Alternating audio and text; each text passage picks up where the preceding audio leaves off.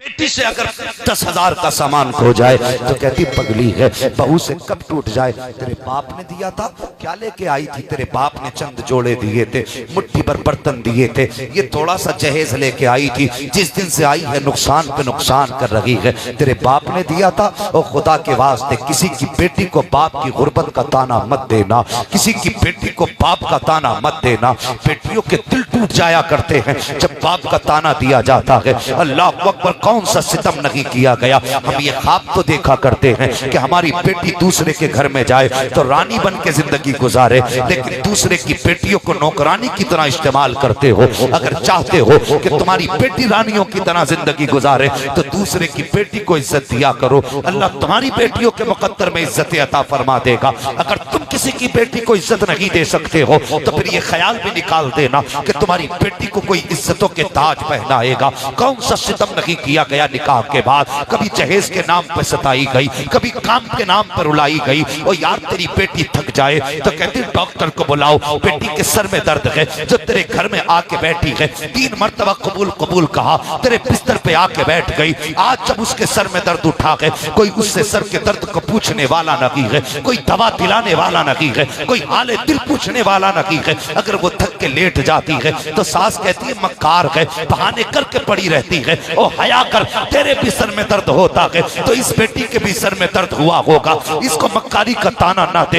ये कुछ नहीं कहती है बल्कि बिस्तर पे लेट जाती है, किसी से शिकवे नहीं करती, बल्कि जब शाम का सन्नाटा होता है, अल्लाह अकबर, ये रात को बिस्तर पे लेटी होती है। काम करके शोहर आता है, उठ के उसके कदमों पे सर रख के रोने लग जाती है। रो के कहती है मेरे सरताज, अपने माँ बाप से कह दो नुकसान के बदले में जितना चाहे मुझे मार लिया करें। ये जूतों से मारे मैं शिकवा नहीं करूंगी, ये लातों से मारे मैं कोई शिकवा नहीं करूंगी, लेकिन इनसे इतना कहते कि मेरे बाप को गुर्बत का ताना ना दिया करें। इन्हें क्या पता है कि जब मैं जवान हुई थी मेरे बाप ने घी खाना छोड़ दिया था। जब मैंने शऊर की दहलीज पे कदम रखा था मेरे बाप ने नए कपड़े पहनना छोड़ दिया था। मेरी माँ ने कहा था मेरे सरताज घी क्यों नहीं खाते हो, कमजोर हो जाओगे। तब मेरे बाप ने कहा था मेरे घर में बेटी आ गई है, जिस दिन इसे रुखसत कर दूंगा उस दिन दुनिया का सबसे बड़ा ताकतवर इंसान समझूंगा। कब मेरी जवानी को देख करके मेरे बाप ने खाना पीना बंद कर दिया था। ये कह के बेटियां तड़प जाया करती हैं। और याद रखना, पराए घर में आने वाली ये बेटी मुझे बता तो सही, जाए तो कहाँ जाए। जब ये घर से चलती है तो घर वाले कहते हैं बेटी पराया धन है। जब ये यहाँ आती है ससुराल वाले कहते हैं पराए घर से आई है। ये जाए तो कहाँ जाए, ये जाए तो किसके चौखट पे जाए। जिसके नाम से आई थी उसने भी खैर नहीं की है, उसने भी सताया है। और तुम्हें खुदा का वास्ता याद रखना, अगर किसी की बेटी तन्हाई में रो रही है तो ये मत सोचना कि उसका सुनने वाला कोई नहीं है। याद रखना, जिसका सुनने वाला कोई नहीं होता उसके दर्द को देखने वाला मोहम्मद रसूलुल्लाह हुआ करता है। नारे तकबीर, नारे रिसालत, उलमाए अहले सुन्नत हजरत अल्लामा मुफ्ती हम्माद साहब किबला, नारे तकबीर, नारे रिसालत। हर दौर में बेटी सताई गई, लेकिन एक बात सुने, इसने हर सितम को बर्दाश्त किया, हर सितम को बर्दाश्त किया। कभी शिकवा नहीं किया, कभी शिकायत नहीं की। किस उम्मीद पर, अल्लाह मुझे बेटा देगा, मैं उसकी परवरिश करूंगी। शायद कोई मेरे दर्द को समझे न समझे, मेरा बेटा मेरे दर्द को समझेगा। सिर्फ इस उम्मीद पे मां ने यह हजारों सितम बर्दाश्त किए कि कोई मेरे दुख को समझे ना समझे। कभी जिंदगी में सुख की सांस आई ना आई, लेकिन बेटे की मौजूदगी में मैं सुख की सांस लूंगी।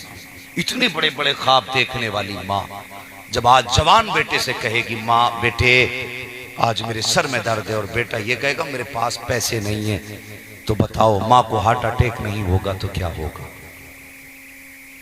वो बेटे खुश नसीब हैं जो माँ की इज्जत करते हैं, वो बेटे नसीब वाले हैं जो बाप की कदर करते हैं। वो जवानों, खास करके कमेटी वालों, तुमने इतनी मेहनत से जलसे को सजाया। मुझे मालूम है जब तुम चंदा लेने गए होगे तो कितने लोगों ने ताने भी दिए होंगे, किसी ने कुछ ना कुछ कह के वापस भी किया होगा, और किसी ने इतना गलत जुमला भी बोला होगा कि तुम्हें पैर वापस करने भी मुश्किल हुए होंगे।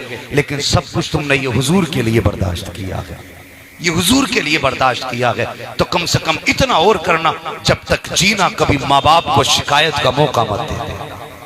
बोलो इंशाअल्लाह। हाँ, कभी माँ बाप को शिकायत का मौका मत देते ना। माँ बाप ये वो दौलत है जो बाजार से नहीं खरीदे जा सकते। माँ बाप वो दौलत है जो पैसों से नहीं मिला करते, ये नसीबों से मिला करते, नसीबों से। वरना याद रखना, अगर ये चले गए ना तो फिर बहुत याद आए। आप मुझे 100 रुपए दे के कहते हो मौलवी साहब दुआ कर देना, मैंने 100 रुपए लिए, मैंने कहा अल्लाह इसका भला करे, कह दिया मैंने अल्लाह इसका भला करे। 100 रुपए दे के गया, भाई कुछ तो 100 रुपए हलाल करने चाहिए ना। 500 रुपए दे दिए, मौलाना दुआ करना, मैंने देखा 500 का नोट, थोड़ी दुआ बढ़ा दी, अल्लाह इसका भला करे और इसके रिस्क में बरकत करे, क्योंकि नोट 500 का था। किसी ने 2000 का नोट दे दिया तो थोड़ी और लंबी कर दी। ये वो दुआएं हैं जो कराई जाती है, लेकिन एक वो दुआ है जो कराई नहीं जाती, खुद ब खुद हुआ करती है, और वो दुआ सिर्फ माँ की गोद से मिला करती है। परदेश जाते हैं, जितने जवान घर से निकलते हैं, कभी मुड़ के माँ का चेहरा देखा करो। अल्लाह की कसम, तू लग्जरी गाड़ी में बैठ, तेरे साथ दाएं बाएं तेरे मुहाफिज खड़े हो, लेकिन जब तू घर छोड़ता है ना, माँ फिर भी रोने लग जाती है, इसलिए कि माँ के जिगर का टुकड़ा जा रहा है, माँ के दिल का करार जा रहा है। और तुम परदेश जाते हो, माँ फोन करती होगी, सबसे पहला सवाल ये माँ करती है, बेटे तूने खाना खाया कि नहीं खाया। जबकि मालूम है मेरा बेटा 50,000 महीने के कमा रहा है, सामने 6 होटल हैं, जो चाहेगा खाएगा, लेकिन वो माँ ठहरी ना, उसका तो दिल माँ वाला है, उसे तो रोटी उस वक्त तक मजा नहीं लगती जब तक बेटे से नहीं पूछ लेती पता तूने खाया कि नहीं खाया। ओ खुदारा, कभी तुम भी माँ से पूछ लिया करो, माँ तूने खाया कि नहीं खाया। परदेश रहते हो, बैंक में पैसे तुमने लगा दिए, लेकिन कभी ये भी कह दिया कर, माँ तेरा पेट भरा है कि नहीं भरा है। वो इतना कह के कभी चुप होना, और देखना माँ की आंख में आंसू, उसकी हिचकियां तुम्हें फोन पे एहसास दिलाएंगी कि तेरे इस लहजे ने उसका दिल जीत लिया, तेरी एक बात ने उसके दिल पे कब्जा कर लिया है। लेकिन हमें तो महीने हो जाते, कभी यही पता नहीं चलता माँ ने कब खाया या नहीं खाया। जब से शादी हुई हम तो माँ बाप के साथ खाना ही भूल गए। अल्लाह तौफीक दे तो कभी कभी माँ बाप के साथ भी खाया करो। दावे के साथ कहता हूं यार, 5 स्टार होटलों में जहां 10-10 वेटर तुम्हारे दाएं बाएं खड़े हो, मनपसंद का खाना हो और उसे पेट भर के खाओ, खुदा की कसम वो लज्जत उसमें नहीं आती जो लज्जत चटनी के साथ उस रोटी में आती है जिसको खिलाने के लिए माँ का हाथ मौजूद होता है। कभी खा के तो देख माँ के साथ, तो कभी थक गए हो ना तो आना, माँ अगर चारपाई पे बैठी हो तो नीचे बैठना, उसकी गोद में सर रखना और कहना माँ अपना हाथ रख दे। अल्लाह की कसम, एयर कंडीशन रूमों में वो नींद नहीं आती जो माँ के आंचल के नीचे नींद आ जाया करती है। ये बड़ी जात है, लेकिन हम तो मजा ही भूल गए। ये लज्जत कब थी जब बचपन में कहते थे माँ जब तक तेरे हाथ का खाना नहीं खाते पेट नहीं भरता। आज भूल गए, कितने बरस हो गए, माँ तरस गई, बेटा कहने को तैयार ही नहीं। वो जवानों, आज के जलसे के बाद कल उठ के जाना ना, अगर माँ मौजूद है तो बूढ़े से लेके जवान तक, जवान से लेके बच्चे तक कहना माँ रात हुजूर की महफिल में गया था और इतना सीख के आया हूँ, आज का पहले वक्त का खाना अगर खाना है तो माँ तेरे साथ खाना, तेरे हाथ से खाना। इतना करना जरूर, खुदा की कसम उनका एक लुकमा तेरी उम्र बढ़ा देगा, एक लुकमा। लेकिन हाय रे जवान, तेरी किस्मत पे अफसोस, माँ है लेकिन हमें बोलने की तौफीक नहीं। हमारे हाथों में कितने बड़े मोबाइल हैं, उसी में लगे रहते हैं, घर हैं तो मोबाइल, बाहर हैं तो मोबाइल, सफर में तो मोबाइल, पता नहीं कब्र में क्या हाल होगा, वहां भी कहीं उंगलियां ही न चलने लगे। आदत तो लत है ना। तो भाई तुम घर से आए, माँ बाप बूढ़े बैठे रहते हैं, देखते हैं मेरा बेटा बोले बोले बोले, अब बोले, आया यूं मोबाइल हाथ में, तो बस खाना खा रहा है और मोबाइल चल रहा है, माँ बैठी है। और जालिम, तुझे घंटे मोबाइल के लिए मिल गए, आधा दिन मोबाइल में निकाल दिया, लेकिन 10 मिनट माँ के लिए नहीं निकाल पाया, 5 मिनट बाप के लिए नहीं निकाल पाया। और यार ये 5 मिनट के लिए मोबाइल की लानत बंद कर और माँ के पैरों की जगह बैठ और पूछ माँ दिन कैसा गुजरा है। वो यार वो तुझसे सोने चांदी का सवाल नहीं करेगी, उम्र गुजर गई उसकी, वो तुझसे नकदी नहीं मांगेगी, वो तुझसे हीरे जवाहिरात नहीं मांगेगी। सिर्फ तू इतना कह देगा माँ बता दिन कैसा गुजरा है, वो तेरा माथा देख के मुस्कुरा देगी और मुस्कुरा के कहेगी बेटे तेरी खैर हो, मेरा दिन भी अच्छा गुजर गया है, अल्लाह तेरे दिन भी अच्छे कर दे। अगर माँ ने इतना जुमला कह दिया, गारंटी के साथ कहता हूँ किसी मियाँ किसी पाखंडी के पास दुआ तावीज के लिए जाने की जरूरत नहीं है। माँ की जबान से निकले हुए 2 जुमले तेरी तकदीर बदल देंगे। अगर माँ नाराज है दावे के साथ कहता हूँ 2 लाइनों का तावीज तो क्या पूरा कुरान गले में डाल लो, कुछ नहीं हो सकता। माँ राजी है, सिर्फ बिस्मिल्लाह लिख के गले में डाल ले, तेरी दुनिया भी कामयाब हो जाएगी, आखिरत भी कामयाब हो जाएगी। तकबीर, नारे रिसालत, मसलके आला हजरत, इश्क मोहब्बत, अजमते वालिदैन, हजरत अल्लामा मुफ्ती हम्माद रजा साहब किबला, नारे तकबीर, नारे रिसालत। माशाअल्लाह बहुत अच्छा। तकलीफ तो इसी बात की है कि वो माँ जिसने गर्मी को गर्मी ना जाना, जिसने सर्दी को सर्दी ना जाना, जो आधी आधी रात उठ के तेरे बिस्तर साफ करती रही, आज वही माँ बेटे का चेहरा तक रही है। आज उस माँ को इंतजार है बेटा कब बोलेगा। और यार जवान मेरी बात सुन, अगर बदन की खाल उतार और इसके जूते बना के माँ बाप को पहना देना, तब भी तो उनकी जो उन्होंने तेरी खिदमत की है, जो तेरे लिए कुर्बानियां पेश की हैं, तो उनकी कुर्बानियों का 1 करोड़वां हिस्सा भी उनकी कुर्बानियों का हक अदा नहीं कर सकता, नहीं कर सकता। और इधर तलबा इकराम बैठे, तुमसे गुजारिश है खुदा के वास्ते पढ़ने के बाद माँ बाप को ना भूलना, इसलिए कि ये हम जानते नहीं हमारे माँ बाप हमें पढ़ाने के लिए कितने दुख उठाते हैं, कहां से हमारे खर्चे पूरे करते हैं, खुद चटनी से खाते हैं, लेकिन दुआ यही करते हैं अल्लाह मेरे बेटे को सलामत रखना। हाँ, कुछ पढ़े लिखों की भी शिकायत है कि वो भी अगर टोपी ऊंची लगा रहे हैं आज माँ बाप की इज्जत नहीं कर रहे ना। और पढ़ने वालों, तुम पे तो सबसे ज्यादा जरूरी है तुम माँ बाप की इज्जत करो। इसलिए नहीं कि तुम्हारे लिए शरीयत अलग है, शरीयत तुम्हारे लिए भी वही है जो इनके लिए है, लेकिन फर्क है जब तुम्हें ये करता देखेंगे तो मेरी बोली का इतना असर नहीं पड़ेगा जितना तुम्हें देख के इन पे असर पड़ जाएगा। ये जिम्मेदारी हमारी ज्यादा है।